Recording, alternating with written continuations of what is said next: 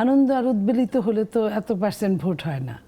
Vote হওয়ার কথা 97%, 98%।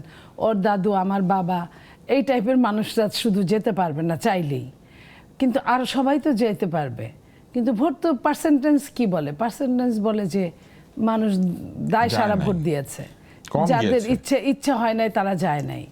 তো এই যে যারা ইচ্ছে হয় নাই তারা যায় নাই, আপনি যে কথাটা বললেন, এখানে কি করা নিয়ে উচিত যাওয়ার ছিল? জন্য খুব একটা চেষ্টাও ছিল না। চেষ্টাও ছিল না। আমি বলি এর আগে যত ভোট হয়েছে, এমনকি যে আমি ডামি নির্বাচন, তার আগে নির্বাচন, আওয়ামী লীগ জানে যে তার আগেই নির্বাচন ঠিক করে রেখেছে, তারপর আমার বাড়িতে এসেছে, বাসার সামনে দাঁড়ালে পরে কেউ এসে বলেছে যে ভোটটা দিয়েন ভাই, মানে কেউ নাই তাতে কি হয়েছে, তবু আপনি আইসেন।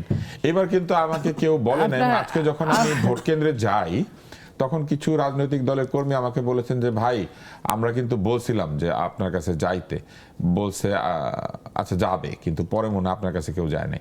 শুধু আমার কাছে যায় নাই ব্যাপারটা কিন্তু তা না, আমার কাছে যাওয়া বড় কথা না, কিন্তু আমাদের এলাকায় অধিকাংশ বাড়ি ঘরে কোনো তারা যান নাই।